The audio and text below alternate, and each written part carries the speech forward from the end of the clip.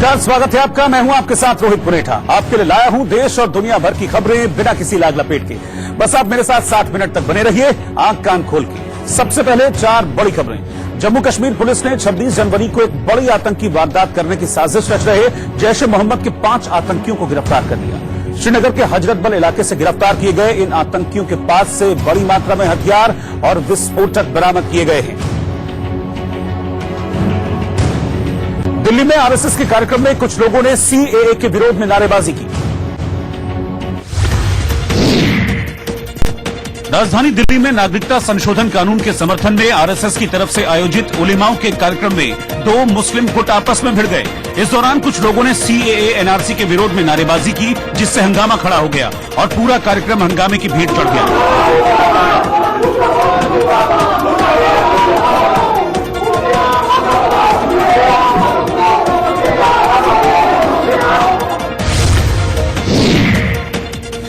कर्नाटक में मंगलुरु के अरब सागर में बड़ी संख्या में नाव में सवार मुस्लिम समुदाय के लोगों ने हाथों में तिरंगा लेकर नागरिकता संशोधन कानून के खिलाफ जोरदार प्रदर्शन किया और आजादी आजादी के नारे लगाए। आजादी आजादी आजादी आजादी। मध्य प्रदेश के नरसिंहपुर में एक टैंकर से पानी बांटने गए नगर पालिका के कर्मचारियों से इलाके के लोगों का विवाद इतना बढ़ गया कि कुछ लोगों ने पानी भरने के बर्तन से हमला बोल दिया और मारपीट की, जिससे हंगामा खड़ा हो गया।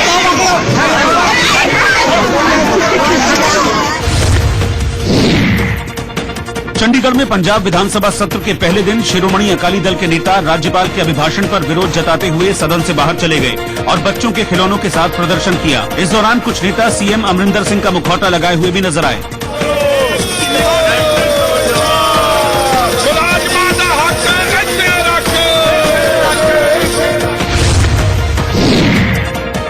राजस्थान के धौलपुर में पंचायत चुनाव के दौरान तेज हवा और भारी बारिश से अफरा तफरी मच गई।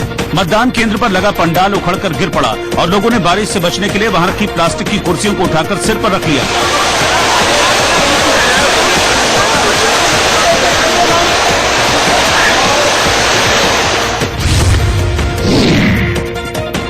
कर्नाटक के मंगलुरु में नागरिकता संशोधन कानून के खिलाफ रैली में मरीज को ले जा रहा एक ऑटो रिक्शा फंस गया, जिसे प्रदर्शनकारियों ने मिलकर उठाकर दूसरे रास्ते पर रख दिया और ऑटो को रास्ता दे दिया।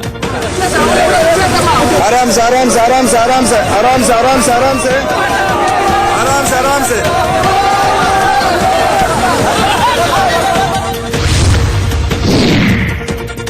जम्मू कश्मीर के गुलमर्ग में HAWS यानी हाई एल्टीट्यूड वॉरफेयर स्कूल में सेना के जवानों को बर्फीले तूफान में राहत बचाव और बॉर्डर पर रखवाली की खास ट्रेनिंग दी गई।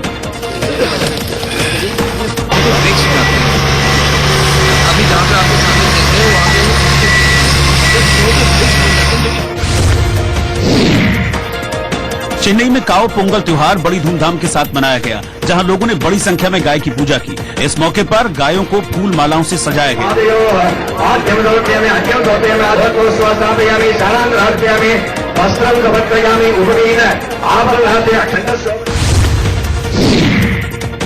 नेपाल के काठमांडू में नए साल पर मनाए जाने वाले थारू उत्सव पर जोरदार उत्साह देखा गया, जहां लोगों ने रंग बिरंगी ड्रेस में जमकर डांस किया।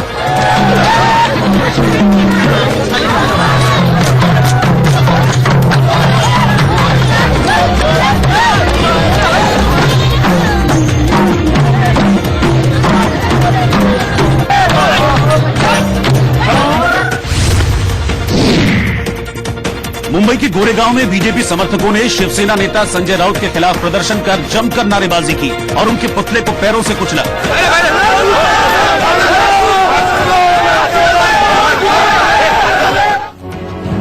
विरोधियों पर शायरी और पंचलाइन के जरिए तीखा हमला करने वाले शिवसेना के नेता संजय राउत ने उद्धव ठाकरे सरकार के लिए ही मुसीबत खड़ी कर दी है, क्योंकि बात ही बात में संजय राउत दावा कर बैठे कि पूर्व प्रधानमंत्री इंदिरा गांधी मुंबई के अंडरवर्ल्ड डॉन रहे करीम लाला से मिलने जाती थी। हालांकि सियासी घमासान मचते ही संजय राउत ने अपने बयान पर माफी भी मांग ली, लेकिन इससे पहले कांग्रेस की ओर से सियासी तलवारबाजी शुरू हो गई, क्योंकि संजय राउत का बयान इंदिरा गांधी और कांग्रेस को कटघरे में खड़ा कर गया। करीम लाला होता त्याला भेटायला इंदिरा गांधी जायच्या पायधुणीला, असल में पुणे के कार्यक्रम में संजय राउत मुंबई के अंडरवर्ल्ड के दबदबे का जिक्र कर रहे थे। खुद क्राइम रिपोर्टर रहे संजय राउत ने दाऊद इब्राहिम और उससे पहले हाजी मस्तान जैसे डॉन का जिक्र किया, लेकिन इसी दौरान तब के डॉन करीम लाला से इंदिरा गांधी के मिलने का जिक्र कर दिया। हे आताचं अंडरवर्ल्ड काही नाहीये, आता कुठे अंडरवर्ल्ड, पण ज्यांनी त्या काळातलं मुंबईचं अंडरवर्ल्ड जवळून पाहिलंय त्यांना शिकागोचं अंडरवर्ल्ड कमी वाटलं। जी तुम्ही आता नावं घेताय, मग तो दाऊद इब्राहिम असेल, बरं का छोटा शकील असेल, शरद शेट्टी होता, हे सगळे लोक ह्याच्या हातामध्ये मुंबई आणि आसपासचा भाग होता। ते ठरवायचे मुंबईत काय होणार, पोलीस कमिशनर कोण होणार, मंत्रालयात कोण बसणार। हाजी मस्तान जेव्हा मंत्रालयात जायचं तो अख्खं मंत्रालय त्याला घ्यायला खाली यायचं मी पाहिलेलं आहे, ते मी पाहिलेलं आहे। हा करीम लाला होता, त्याला भेटायला इंदिरा गांधी जायच्या पाय धोणीला, हे अंडरवर्ल्ड आम्ही पाहिलं। हे आता काही नाही, आता किरकोळ लोक आहेत। बात ही बात में संजय राउत ऐसी बात कह गए जो कांग्रेस को चुभनी लाजमी थी। इंदिरा गांधी का किसी डॉन से मिलने जाने का आरोप कभी विरोधी पार्टी के नेताओं ने भी नहीं लगाया। इस हिसाब से सहयोगी पार्टी के संजय राउत ने कांग्रेस को हक्का बक्का कर दिया, क्योंकि मुंबई के अंडरवर्ल्ड में कभी करीम लाला की तूती बोला करती थी। करीम लाला का असली नाम अब्दुल करीम शेर खान था। अफगानिस्तान में पैदा हुआ करीम लाला 1930 में पेशावर से मुंबई आया था। कहते हैं कि दौलतमंद बनने के लिए उसने अपराध की दुनिया में कदम रखा था। सबसे पहले उसने मुंबई के ग्रांट रोड स्टेशन के पास एक मकान किराए पर लिया और उसमें सोशल क्लब नाम से जुए का अड्डा खोला। जुए के अलावा उसने मुंबई पोर्ट पर कीमती गहनों, सोने और हीरो की तस्करी में भी हाथ आजमाया और आजादी के पहले तक उसने इस धंधे से बहुत पैसा कमाया। मुंबई के अंडरवर्ल्ड में तब करीम लाला अकेला नहीं था, उसके साथ हाजी मस्तान और वरदराजन अपना अपना वर्चस्व स्थापित करने में लगे हुए। हालांकि खून खराबे और धंधे को हो रहे नुकसान को देखते हुए तीनों ने मिलकर काम करना मंजूर कर लिया और इलाकों को आपस में बांटकर बंटवारा कर लिया। अंडरवर्ल्ड की इस कहानी में कुछ समय बाद दाऊद इब्राहिम की एंट्री हुई। दाऊद और उसका भाई शब्बीर हाजी मस्तान के गैंग से जुड़े थे और दोनों ने करीम लाला के इलाके में तस्करी का धंधा शुरू कर दिया था। बताते हैं कि इसी बात से नाराज होकर करीम लाला ने दाऊद को पकड़कर खूब पीटा था। यहां से भागकर दाऊद ने किसी तरह से अपनी जान बचाई। 1981 में पठान गैंग ने दाऊद के भाई शब्बीर की हत्या कर दी। इसके बदले में दाऊद ने करीम लाला के भाई रहीम खान की 1986 में हत्या कर दी थी। 90 साल की उम्र में 19 फरवरी 2002 को मुंबई में करीम लाला की मौत हो गई। करीम लाला का असर हिंदी फिल्मों पर भी रहा। अमिताभ बच्चन की फिल्म जंजीर में एक्टर प्राण ने एक पठान गुंडे की भूमिका निभाई थी जो करीम लाला से ही मिलता जुलता था। लेकिन करीम लाला से इंदिरा गांधी के मिलने का दावा सियासी भूचाल लाने के लिए काफी था। महाराष्ट्र में कांग्रेस के साथ आने से ही उद्धव ठाकरे की सरकार बनी। इसीलिए कांग्रेसी नेताओं को संजय राउत का बयान बुरी तरह से चुभ गया और फिर इसके बाद संजय राउत पर ताबड़तोड़ हमला भी शुरू हो गया। महाराष्ट्र कांग्रेस के बड़े नेता मिलिंद देवड़ा ने तुरंत ट्वीट किया कि इंदिरा जी सच्ची देशभक्त थी जिन्होंने देश की सुरक्षा से कभी समझौता नहीं किया। मुंबई कांग्रेस के पूर्व अध्यक्ष के रूप में मैं संजय राउत से उनके गलत जानकारी वाले बयान को वापस लेने की मांग करता हूं। मिलिंद देवड़ा ने सलीके से नसीहत दी कि पूर्व प्रधानमंत्रियों की इमेज खराब करने वाले बयान से बचना चाहिए, लेकिन संजय निरुपम जैसे नेताओं ने सख्ती दिखाने से गुरेज नहीं किया। पहले तो संजय राउत पर तंज कसते हुए ट्वीट किया कि बेहतर होगा कि शिवसेना के मिस्टर शायर दूसरों की हल्की फुल्की शायरी सुनाकर महाराष्ट्र का मनोरंजन करते रहें। पूर्व प्रधानमंत्री इंदिरा गांधी जी के खिलाफ दुष्प्रचार करेंगे तो उन्हें पछताना पड़ेगा। और फिर सीधे संजय राउत और इशारे में शिवसेना को भी चेतावनी दे दी।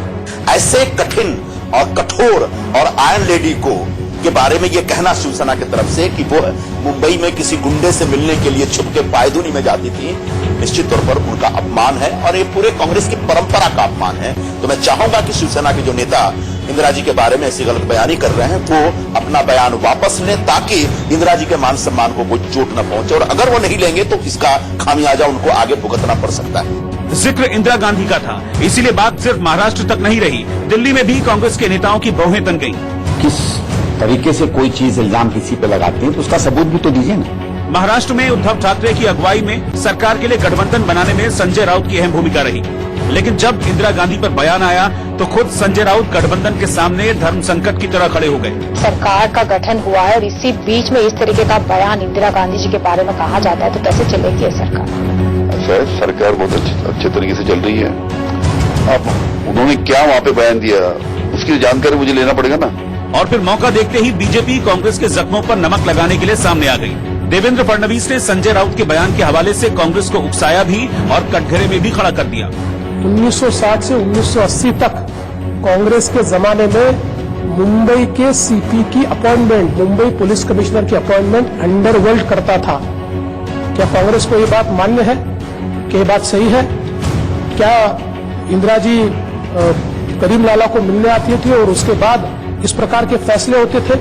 इसका भी जवाब कांग्रेस पार्टी को देना पड़ेगा। इंदिरा गांधी गैंगस्टर्स से मिलती थी, दुबई के गुंडे बदमाशों से मिलती थी, ये तो मुझे कोई आश्चर्य नहीं था। तो करीम लाला के साथ मिली कि नहीं ये तो मैं नहीं जानता था। बट मैं सोचता था कि शिवसेना के इतने बड़े मशहूर नेता जरूर फैक्ट चेकिंग करके कहा होगा। इस तरह संजय राउत ने बीजेपी को थाल में परोसकर वो हथियार दे दिया और बीजेपी ने गठबंधन के खिलाफ इसका जोरदार इस्तेमाल किया। और दिलचस्प बात यह है कि कुछ दिन पहले बीजेपी ने इसी तरह शिवसेना को घेरा था जब कांग्रेस की एक बुकलेट में वीर सावरकर के खिलाफ आपत्तिजनक बातें लिखी गई। कांग्रेस की बुकलेट में सावरकर और गोडसे को लेकर आपत्तिजनक टिप्पणी की गई, जिस पर शिवसेना की ओर से संजय राउत ने कड़ी प्रतिक्रिया दी थी और कांग्रेस को महापुरुषों के खिलाफ बयान देने पर चेताया था।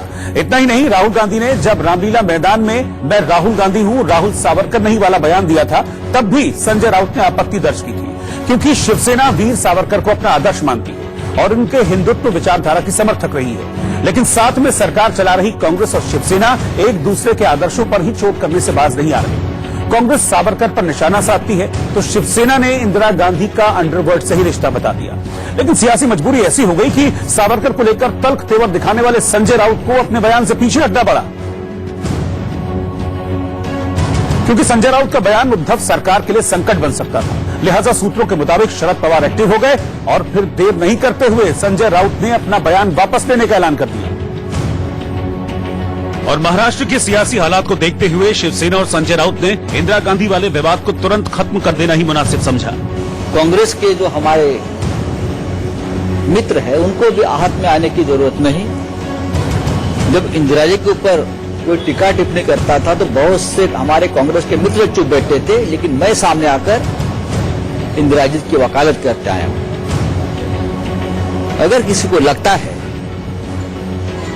कि मेरी उस बात से इंदिरा जी की प्रतिमा को ठेस पहुंची है या किसी की भावना को ठेस पहुंची है तो मैं मेरा वक्तव्य पीछे लेता हूं। संजय राउत ने इंदिरा गांधी पर दिया अपना बयान वापस लिया, लेकिन इससे पहले ये सफाई भी दी कि करीम लाला से इंदिरा गांधी की मुलाकात सियासी वजह से होती थी। पठानों की अपनी एक समस्या थी उस वक्त। उनका नेतृत्व करीम लाला जी करते थे। उस वक्त उनका किसी अपराध में नाम भी नहीं जुड़ा था। मुझे याद है जब पठानों की समस्याओं के बारे में करीम लाला सभी नेताओं से मिलते थे, सभी नेता उनसे मिलते थे, इसलिए कि खान अब्दुल गफार खान जो थे वो करीम लाला से बहुत करीब थे। चर्चा गर्म हुई तो संजय राउत के इंदिरा गांधी वाले बयान के बाद जब सियासी पारा चढ़ा तो शरद पवार सक्रिय हो गए। इससे पहले कि मामला हाथ से बाहर जाता, सूत्रों के मुताबिक उन्होंने इस विवाद को खत्म करने की नसीहत दी और संजय राउत ने ठीक यही किया। इंदिरा जी इस देश की सर्वोच्च नेता, शक्तिमान नेता, प्रखर राष्ट्रभक्त नेता रही। शिवसेना के और इंदिरा जी के बहुत ही मधुर रिश्ते रहे। बाला साहब ठाकरे जी और इंदिरा जी के रिश्ते भी बहुत ही मजबूत रहे। भारतीय जनता पार्टी को मेरे वक्तव्य के बाद इंदिरा जी के बारे में जो प्यार उमड़ आया है, जो प्यार की एक अंदर से अंदर जो उमंग आई है, मैं उनके लिए उनका आभारी हूं। इंदिरा जी का व्यक्तित्व और महत्व उनको समझ में आया है। यह अलग बात है कि कांग्रेस के संजय निरुपम और बीजेपी के नेताओं को संजय राउत की सफाई से संतोष नहीं हुआ। बीजेपी ने करीम लाला से पठानों के नेता के तौर पर भी मिलने पर कांग्रेस को घेर लिया। आज उन्होंने कहा है कि समुदाय के रूप में, समुदाय के प्रतिनिधि के रूप में उनको मिलती थी। तो कांग्रेस कम्युनल पार्टी है, कम्युनल पॉलिटिक्स करती है, वोट बैंक की पॉलिटिक्स करती है, ये भी इससे साबित हुआ। और कम्युनिटी के नेता एक गुनहगार को मानती है, ये भी साबित हुआ।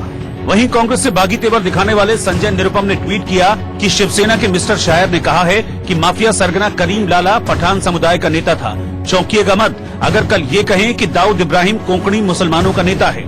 संकेत यही है कि संजय राउत के बयान के बाद कांग्रेस पर बीजेपी का हमला आसानी से थमने वाला नहीं है। संजय राउत के दिए बयान के बाद एक फोटो सोशल मीडिया पर वायरल हो गया है। इस तस्वीर में अंडरवर्ल्ड डॉन करीम लाला के साथ पूर्व प्रधानमंत्री इंदिरा गांधी नजर आ रही है। इस तस्वीर से यह दावा किया गया है कि इंदिरा गांधी और करीम लाला की मुलाकात हुई थी, लेकिन मुंबई के वरिष्ठ पत्रकार बलजीत परमार ने बताया कि ये तस्वीर दिल्ली की है, जब राष्ट्रपति भवन में करीम लाला की इत्तेफाक से इंदिरा गांधी से मुलाकात हुई। अचानक एक छोटी सी तस्वीर मुझे नजर आई इंदिरा गांधी के साथ। उसके जो एक तीसरा आदमी है वो तभी एकदम मेरे दिमाग में नहीं आया कौन है। मैंने करीम लाला को पूछा, मैंने कहा बाबा ये तो इंदिरा गांधी है, ये साथ में कौन है? बोलते डॉक्टर चट्टोपाध्याय, वो फिल्म इंडस्ट्री के बहुत बढ़िया उम्दा कलाकार हुआ करते, बहुत बढ़िया नेचुरल एक्टिंग करते थे। 1973 में अवार्ड मिला था उनको पद्म भूषण, वो राष्ट्रपति भवन में लेना था। तो कहीं बातचीत हुई इनकी, तो करीम लाला ने बोला कि डॉक्टर साहब आप जा रहे हो दिल्ली, मैंने कभी राष्ट्रपति भवन नहीं देखा, बड़े बड़े लोग नहीं देखे, तो अगर आपको बुरा नहीं लगे तो मुझे साथ में ले चलो, मैं भी राष्ट्रपति को देख के आ जाऊं कैसे होते हैं। तो डॉक्टर बोला चलो मुझे क्या फर्क पड़ता है। तो दोनों साथ में इंडियन एयरलाइंस की फ्लाइट पकड़ के दिल्ली गए। तो वहां पे अवार्ड जब लिया उन राष्ट्रपति भवन, जैसे बाहर निकले कमरे से, दरबार हॉल से, तो एक और करीम लाला कहते बहुत बड़ा कमरा था, वहां बहुत लोग थे। तो अचानक इंदिरा गांधी सामने हमें नजर आई। तो हम तो पहचानते थे, सब देखा हुआ था, मिले नहीं थे। तो नमस्कार किया तो डॉक्टर चट्टोपाध्याय ने इंट्रोड्यूस किया इंदिरा गांधी के साथ कि ये अब्दुल करीम खान शेर खान पठान मुंबई से आए और पठानों के हिंदुस्तान भर में नेता हैं। और उस जमाने में करीम लाला एक पख्तून जिरगा हिंद करके एक जमात है पठानों के, उसके प्रेसिडेंट हुआ करते थे। जिस दौर में मुंबई में करीम लाला, वरदराजन और हाजी मस्तान की तूती बोलती थी, कहा जाता है कि कई राजनेता उनसे मिलने आते थे, कईयों से उनके दोस्ताना संबंध भी थे। खासकर हाजी मस्तान का रुझान सियासत में था। हाजी मस्तान की गोद लिए बेटे सुंदर शेखर ने बताया है कि संजय राउत की बात में काफी हद तक सच्चाई है। देखो हाजी मस्तान पक्का कांग्रेसी बोलते एकदम पक्का कांग्रेस, खुद ही कांग्रेसी हो। उस टाइम इंदिरा गांधी आती थी और अच्छे लोग आते थे। कौन कौन आते थे नेताओं में? कौन करीम लाला और हाजी मस्तान से मिलते थे? वहाँ इंदिरा गांधी तो मेन है। अभी इधर बम्बई के अंदर मुरली देवरा और भी बहुत लोग थे, वो सब आते थे, इज्जत करते थे। मंत्रालय में अपना वसंतदादा पाटिल, वसंत नाइक पहले चीफ मिनिस्टर थे, वो बहुत इज्जत करते थे, बहुत मानते थे। देखो बाला साहब ठाकरे का भी हाजी मस्तान का अच्छा दोस्ती है, वो शिवसेना वाले गुरु बाबा कांग्रेस है। बहुत अभिनेता तो बहुत आते थे ना, जो अमिताभ बच्चन, चमका तिवारी में, तिवारी किसका बाप का नाम है ना, जो भी है जितने भी नेता हैं, दिलीप कुमार बोलो, दिलीप कुमार साथ में रहते थे। मैं बोलना अच्छा नहीं, अच्छे लोग बहुत आते। तो मेरे बाप से पढ़ के, देख मैं हिंदू हूँ, ब्राह्मण हूँ, मुझे बेटे से पढ़ के पाला है, उनका नाम रखने के लिए मैं यहाँ बैठा हूँ। यानी कि संजय राउत ने जो कहा है वो गलत नहीं कहा? गलत नहीं किया, अच्छा बोला, सच्चा बोला। केरल के राज्यपाल ने राज्य सरकार से नाराजगी जाहिर की। केरल सरकार के नागरिकता संशोधन कानून की संवैधानिकता को सुप्रीम कोर्ट में चुनौती देने पर राज्य के राज्यपाल आरिफ मोहम्मद खान ने नाराजगी जाहिर की।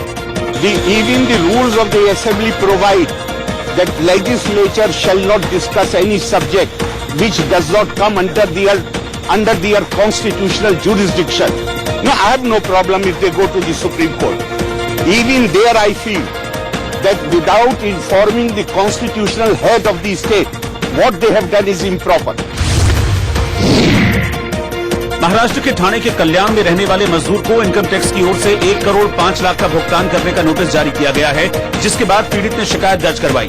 तो इनकम टैक्स का लेटर आया है, इसमें जो अमाउंट है जो 1 करोड़ 5 लाख का, ये जो मैं बिगारी काम करता है नाके पे, तो जब भी हफ्ते में एक बार मेरे को 1-2 बार काम मिलता है तो उसमें हम गुजारा करते हैं। तो ये इतना बड़ा रकम हम कहाँ से करेगा?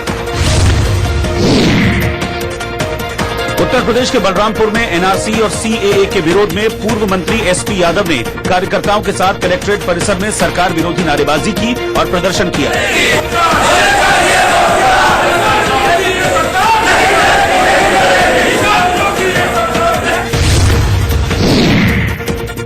मुंबई के गोरेगांव में पुलिस ने सीसीटीवी फुटेज की मदद से एक शातिर चोर को पकड़ा है। चोर महिला का रूप रखकर नकाब और मैक्सी पहनकर घटना को अंजाम देता था। उत्तराखंड के रुड़की में पीसीएस अधिकारी नूपुर वर्मा के घर चोरों ने लाखों की चोरी की वारदात को अंजाम दिया, जिसके बाद पुलिस महकमे में हड़कंप मच गया।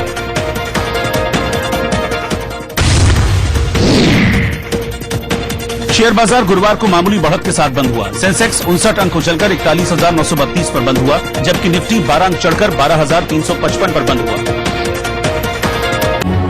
ऑस्ट्रेलिया में न्यू साउथ वेल्स के जंगलों का एक बड़ा हिस्सा जलकर खाक हो चुका है। बीते 10 सालों में ऑस्ट्रेलिया के जंगलों में लगी ये सबसे भयानक आग है। हालांकि जंगलों में लगी भीषण आग की तपिश झेल रहे पूर्वी ऑस्ट्रेलिया को बारिश से थोड़ी राहत जरूर मिली है, लेकिन इतनी बारिश से ऑस्ट्रेलिया के जंगलों में लगी आग नहीं बुझेगी। हालांकि आग बारिश पर काबू पाने में काफी मददगार साबित होगी। दरअसल बुधवार देर रात को गरज के साथ बारिश होने से आग का धुआं छटने में मदद मिली है। धुएं से आसपास के शहर की आबोहवा दमघोटू हो गई थी। साथ ही साथ काबू पाने वाले फायर फाइटर्स भी परेशान थे। इसीलिए ये बारिश हालात में थोड़ा सुधार लाएगी। हालांकि कहा जा रहा है कि मार्च के महीने में जब मानसून आएगा और अच्छी बारिश होगी, तब कहीं जाकर इस आग पर पूरी तरह से काबू पाया जा सकेगा। यानी आग बुझाने की तमाम कोशिशों के बावजूद ऑस्ट्रेलिया की आग पूरी तरह से बुझने में 2 महीने का वक्त लगेगा। लेकिन ऑस्ट्रेलिया के जंगलों में लगी इस भीषण आग में तकरीबन 1 अरब जानवर मारे गए हैं। वहीं लाखों हेक्टेयर जंगल और यहाँ के नेशनल पार्क तक इस आग की चपेट में है। ऑस्ट्रेलिया के जंगलों में लगी आग पर काबू पाना इतना आसान नहीं है, क्योंकि इस बात का अंदाजा यहाँ के लाल हो चुके आसमान और काली पड़ चुकी जमीन को देखकर लगाया जा सकता है और समझा जा सकता है कि ये आग कोई साधारण आग नहीं है, बल्कि दशक की सबसे खतरनाक आग है। क्योंकि आग इतनी बड़ी है कि पिछले दिनों ऑस्ट्रेलिया के प्रधानमंत्री स्कॉट मॉरिसन ने आग से निपटने के तरीके को लेकर खेद तक जाहिर किया था और असमर्थता जताई थी। उधर ऑस्ट्रेलिया के प्रधानमंत्री पर आरोप लग रहे हैं कि उन्होंने आग को काबू में करने के लिए शुरुआती स्तर पर कारगर प्रयास नहीं किए, जिसकी वजह से ये आग इतनी विकराल हो गई। और इसकी जद में न्यू साउथ वेल्स और विक्टोरिया इलाके के जंगलों में रहने वाले ये मासूम जानवर आ गए। इस आग ने कितने पशु पक्षियों को खत्म कर दिया है, इसका सही अंदाजा अभी लगा पाना मुश्किल है। लेकिन कहा जा रहा है कि इस आग ने 100 करोड़ जानवरों को मौत के घाट उतार दिया है, जो किसी न किसी वजह से आग की चपेट में आए हैं, जिससे उनकी मौत हो चुकी है। इन मरने वाले जानवरों में कई विलुप्त होने की कगार पर थे, जो अब इस आग की चपेट में आने के बाद अचानक से खत्म हो गए हैं। इस बीच तार में लिपटे कंगारू की तस्वीर ने ऑस्ट्रेलिया ही नहीं, पूरी दुनिया में सभी को रुआंसा कर दिया। यही नहीं, आग के चलते कोआला जानवरों के झुलसे हुए शरीर और पॉसम्स के जले हुए पंजों की भयावह तस्वीरें सामने आ रही हैं। तो वहीं बहुत से जंतुओं का आग के चलते सफाया हो जाने की आशंका है। Can rebuild all this? I don't care about all that. All of it's just stuff. You know, what did they do to deserve what we've done to them? हालांकि फैलती आग के बीच कुछ दिल को छू लेने वाली तस्वीरें भी सामने आई हैं। देखिए कैसे कुछ लोग जंगल में लगी आग के बीच मासूम जानवरों को बचाने में जुटे हैं। आग में झुलसे जानवरों को जंगल से निकालकर सुरक्षित जगहों पर पहुंचाया जा रहा है, ताकि इनका इलाज हो सके।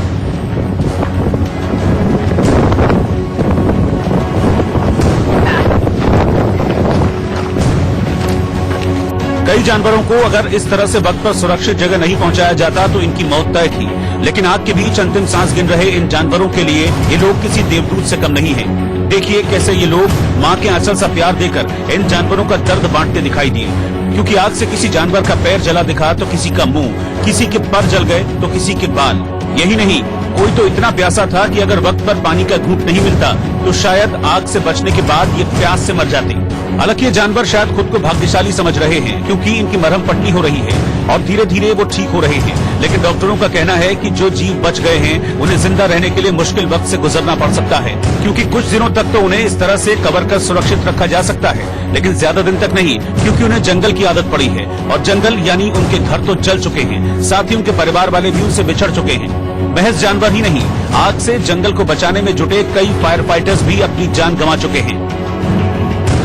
जानकारी के मुताबिक जंगल में लगी आग को बुझाने में फायर फाइटर्स समेत करीब 2 दर्जन से ज्यादा लोगों की जान जा चुकी है। साथ ही सबसे ज्यादा प्रभावित न्यू साउथ वेल्स के हजारों घर तबाह हो चुके हैं और लोग अपने घरों को छोड़कर राहत शिविरों में रहने को मजबूर हैं। हालांकि एक और जहां जंगल की आग पर काबू पाने के लिए जमीनी स्तर पर कोशिश जारी है, वहीं आग को बुझाने में ऑस्ट्रेलिया की सरकार हेलीकॉप्टरों का सहारा भी ले रही है, जो लगातार पानी ले जाकर आग पर उड़ेलने में जुटे हैं, जिससे आग को बढ़ने से रोका जा सके।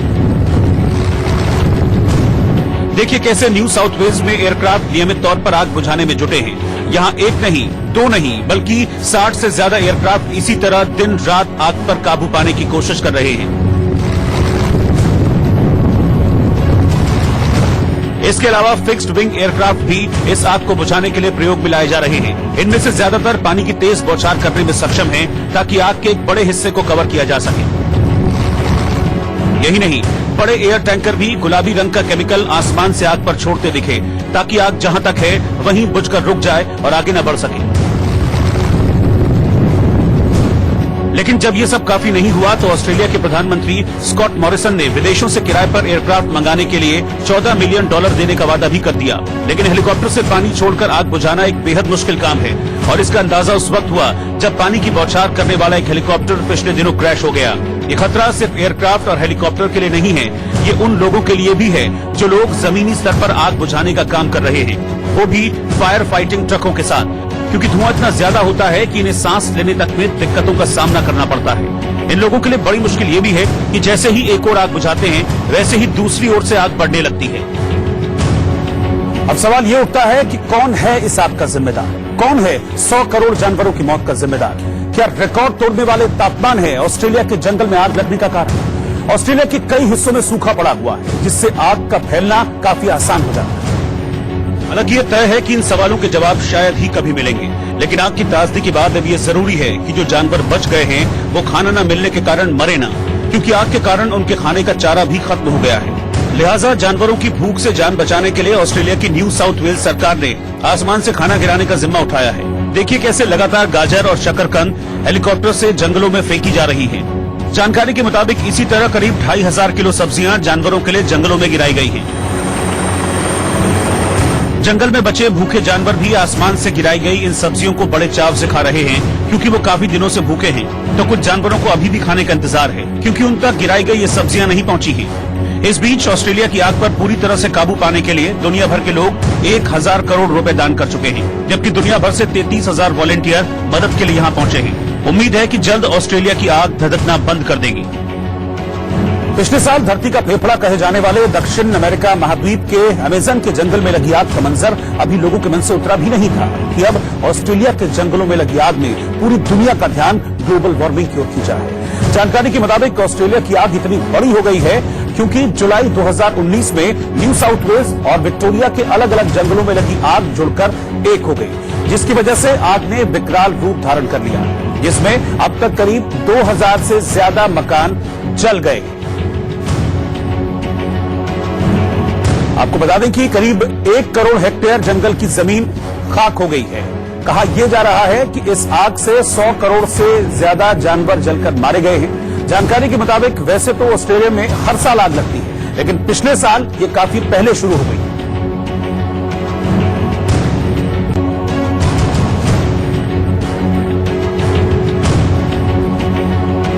सीडीएस जनरल बिपिन रावत ने दिल्ली में आतंकवाद पर बड़ा बयान दिया।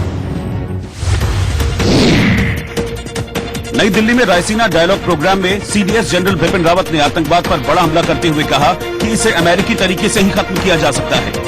We have to bring an end to terrorism, and that can only happen the way the Americans started after 9/11. Gujarat के गांधीनगर में गृह मंत्री अमित शाह ने इंडियन इंस्टीट्यूट ऑफ स्किल की आधारशिला रखी, जिसमें मशहूर उद्योगपति रतन टाटा भी शामिल हुए। पश्चिम बंगाल में बांकुरा जिले के चंदा इलाके में बीजेपी के दफ्तर को जला दिया गया, जिसके लिए बीजेपी ने तृणमूल कांग्रेस को जिम्मेदार ठहराया। मध्य प्रदेश के भिंड में 6000 रुपए महीना कमाने वाले एक शख्स रवि गुप्ता को आयकर विभाग से टैक्स नोटिस मिला और 132 करोड़ के लेन देन का ब्यौरा भी मांगा गया। सीए के माध्यम से मैं इनको रिप्लाई करवा रहा हूँ सारा। मैंने भी कई रिप्लाई किया इनकम टैक्स को, और इनकम टैक्स सुनने के लिए तैयार नहीं है। इसके साथ में इन्होंने हमें 3.5 करोड़ रुपए की टैक्स की डिमांड की है। उत्तर प्रदेश के बांदा में 7वीं और 8वीं कक्षा की मौजूदा सत्र की सरकारी किताबें कबाड़ी को बेच दी गई। लोगों की शिकायत के बाद जिला बेसिक शिक्षा अधिकारी ने मौके पर पहुंचकर 12 क्विंटल से ज्यादा किताबों को छुड़ाकर शिक्षा विभाग के कब्जे में लिया। कि कुछ किताबें जो है सरकारी किताबें कबाड़ की दुकान में पाई गई हैं, जिसके मैं तो संज्ञान लेते हुए प्रकरण का जब तुरंत यहाँ आया हूँ और मैंने भी देखा कि वास्तव में है किताबें हैं वहाँ की। भारतीय क्रिकेट टीम की सुपर फैन चारुलता पटेल का 87 साल की उम्र में निधन हो गया। चारुलता का एक फोटो काफी वायरल हुआ था, जिसमें वो टीम इंडिया के कप्तान विराट कोहली के साथ बैठी नजर आई थी। पिछले कई दिनों से दिल्ली के शाहीन बाग में सीएए और एनआरसी के खिलाफ प्रदर्शन चल रहा है, जिसको खूब कवरेज मिली। लेकिन बीजेपी के आईटी सेल के हेड अमित मालवीय एक वीडियो शेयर कर ये दावा कर रहे हैं कि शाहीन बाग में जो महिलाएं धरने पर बैठी हैं, उन्हें 500 रुपए दिहाड़ी मिलती है। बीजेपी के आईटी सेल के हेड अमित मालवीय के वीडियो के मुताबिक शाहीन बाग में बाकायदा शिफ्ट के हिसाब से महिलाओं को बिठाया जाता है। वो लेडीज जो बैठी है 500 रुपए ले रही है, लेडीज जो बैठी है वहाँ पे खाली कुंजी में पैसे बढ़ रहे हैं उनके पैसे 500 रुपए ले रही है लेडीज। 500 700 जैसे बच्चों का शिफ्ट चेंज होती है इनकी, फिर 12 से इतना इनका टाइम रहेगा। मतलब बंदे कंप्लीट होने चाहिए, मतलब कम नहीं होने चाहिए। 1.5 मिनट के इस वीडियो में एक लड़का दूसरे लोगों को ये समझाते हुए साफ तौर पर देखा जा सकता है कि सीएए के खिलाफ धरना प्रदर्शन पैसे लेकर और देकर किया जा रहा है। इतना ही नहीं, प्रदर्शन वाली जगह के बाहर जो दुकानें हैं, उनका किराया भी नहीं लिया जाता है। अरे सारी दुकान की वो मकान मालिक ने किराया माफ कर दिया, कर दिया। तुम्हें दुकान चलाने चाहिए 1 लाख रुपए रोड की सारी दुकानें, सबका किराया सबका माफ है। 1.5 लाख रुपए का माफ कर दो। जब ये नहीं करा तो पैसे कहाँ से दोगे? छोड़ दो, माफ कर दे मकान मालिक ने किराया। अमित मालवीय ने एक वीडियो शेयर कर ये दावा किया है कि सारा खेल कांग्रेस का रचाया हुआ है। दरअसल शाहीन बाग में पिछले 1 महीने से सीएए और एनआरसी के खिलाफ प्रदर्शन हो रहा है, लेकिन अब इस तरह का वीडियो सामने आने के बाद खलबली मचना लाजमी है, क्योंकि इस प्रोटेस्ट में जेएनयू, जामिया के साथ साथ कांग्रेस के दिग्गज नेता मणिशंकर अय्यर, शशि थरूर और कई बड़े नेता पहुंच चुके थे। इस बीच इंडिया न्यूज संवाददाता अजीत श्रीवास्तव ने वायरल वीडियो की पड़ताल के लिए शाहीन बाग में धरने पर बैठी महिलाओं से बातचीत की और ये जानने की कोशिश की कि क्या वो पैसे लेकर धरने में बैठी हैं। सीए को लेकर यहाँ पे आप लोग 32 दिन से ज्यादा हो गए बैठे हुए हैं, लेकिन यहाँ पर एक वीडियो वायरल होता है, उसमें कहा जाता है कि आप महिलाओं को 500 रुपए डेली के मिलते हैं और सिर्फ वाइज जो काम करती हैं। इस तरह के वीडियो में वो लड़का बता रहा है, कितनी सच्चाई है उस वीडियो में? नहीं सर, हमें कोई पैसे नहीं मिलते हैं, कोई पैसे नहीं होते हैं, नहीं मिलते। अब क्यों, कौन लेता है, कौन महिलाएं लेती हैं नहीं लेती, हमें नहीं पता, लेकिन हमें कोई पैसे नहीं मिलते हैं। हम खुद से यहाँ प्रोटेस्ट कर रहे हैं और हम अपने लिए कर रहे हैं, अपने बच्चों के लिए कर रहे हैं कि हमारे भविष्य अच्छा रहे, हमारा फ्यूचर अच्छा रहे। बीसीसीआई ने अपने सालाना अनुबंध का ऐलान कर दिया है, जिसमें सबसे चौंकाने वाली बात यह है कि बीसीसीआई की लिस्ट में महेंद्र सिंह धोनी का नाम शामिल नहीं है। पिछले साल तक धोनी का नाम 5 करोड़ वाले ग्रेड ए में था। ऐसे में कहा जा रहा है कि महेंद्र सिंह धोनी का क्रिकेट करियर खत्म हो गया। पहले मैदान से बाहर हुए, फिर टीम से बाहर हुए, अब बीसीसीआई की लिस्ट से भी धोनी को बाहर का रास्ता दिखा दिया गया है। यानी आखिरी गेंद अब माही के पाले में जा गिरी है, जिसके बाद यह साफ हो गया है कि छुट्टी मना रहे धोनी की बीसीसीआई ने छुट्टी कर दी है, जिसके संकेत तो कुछ दिन पहले ही मिलने लगे थे। Fitness is something that I can't tell you anything at all. But I think the question that needs to be asked is of MSD himself. He has not made himself available to play for India since 10th of July. He has not made himself available. So that is the important point. Does anybody keep himself away from playing for India for that long? That is the question, and therein lies the answer. Little master के बाद भारतीय cricket board ने भी धोनी के cricketing career के ताबूत में आखिरी कील ठोकने का काम किया है। बीसीसीआई की नई कॉन्ट्रैक्ट लिस्ट से धोनी को बाहर का रास्ता दिखा दिया गया है। पिछले साल 2019 की लिस्ट में माही को ग्रेड ए में रखा गया था, लेकिन इस बार उन्हें किसी भी लिस्ट में जगह नहीं मिली है। अब इसे संकेत कह सकते हैं या सीधा सीधा इशारा। इस लिस्ट से यह भी साफ हो गया है कि धोनी का पत्ता काटने में बीसीसीआई बॉस कप्तान विराट कोहली, कोच रवि शास्त्री और उप कप्तान रोहित शर्मा की हामी भी जरूर शामिल होगी, क्योंकि अब टीम मैनेजमेंट के फैसलों से साफ हो गया है कि धोनी की अब न तो जरूरत टीम इंडिया को है और न ही बोर्ड उन्हें टीम में देखना चाहता है। कुल मिलाकर अब वो वक्त नजदीक आता जा रहा है जब किसी भी दिन इस खबर पर भी मोहर लग जाएगी कि माही अब कभी भी मैदान पर नीली जर्सी में दोबारा नजर नहीं आएंगे। Rahul Kadian, India News. और रुक रहे हैं ब्रेक के लिए, लौट रहे हैं फौरन वापस। दिल्ली के डिप्टी सीएम मनीष सिसोदिया ने पर्चा भरने से पहले पदयात्रा की और पटपड़गंज की अपनी विधानसभा सीट पर लोगों से मुलाकात और बात करते करते नामांकन करने गए। इस दौरान आम आदमी पार्टी के समर्थकों में जोश हाई नजर आए। पार्टी समर्थकों ने सड़क पर डांस करते हुए पार्टी का प्रचार किया। नौजवानों के ऐसे ग्रुप को आम आदमी पार्टी ने खास तौर पर अपने प्रचार में शामिल किया। बदलाव हुए हैं और दिल्ली का बच्चा अब जानता है कि पूरे देश में अगर कहीं शिक्षा पे काम हो रहा है तो वो दिल्ली सरकार केजरीवाल सरकार कर रही है। इसीलिए बच्चे भी बहुत सम्मान कर रहे हैं और सारे बच्चे मुझको कह के गए, हमने अपने मम्मी पापा को कह दिया है कि अगर स्कूल अच्छे चाहिए, प्राइवेट स्कूलों की फीस कम चाहिए तो केजरीवाल अंकल को वोट देना। दिल्ली चुनाव में कांग्रेस ने मुफ्त पानी के साथ कैशबैक का वादा भी किया है। दिल्ली कांग्रेस अध्यक्ष सुभाष चोपड़ा ने चुनाव जीतने पर आम आदमी पार्टी की तरह हर महीने 20,000 लीटर पानी मुफ्त में देने का वादा किया और कहा कि 1 लीटर पानी की बचत करने पर 30 पैसे के हिसाब से कैशबैक भी देंगे।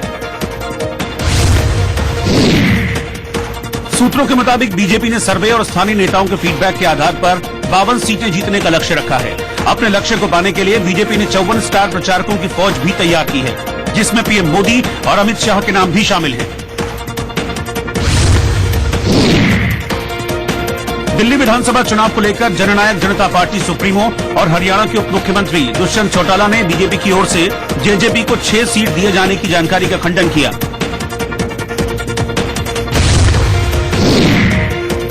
दिल्ली विधानसभा चुनाव में बीजेपी के साथ जनता दल यूनाइटेड साथ चुनाव लड़ेगी, जिसका ऐलान 1-2 दिन के भीतर किए जाने की संभावना है। चुनाव में जेडीयू को 4 से 5 सीटें दिए जाने की चर्चा है। दिल्ली में बीजेपी केंद्रीय चुनाव समिति की बैठक में विधानसभा चुनाव के लिए पार्टी प्रत्याशियों के नामों पर मोहर लगाए जाने की संभावना है।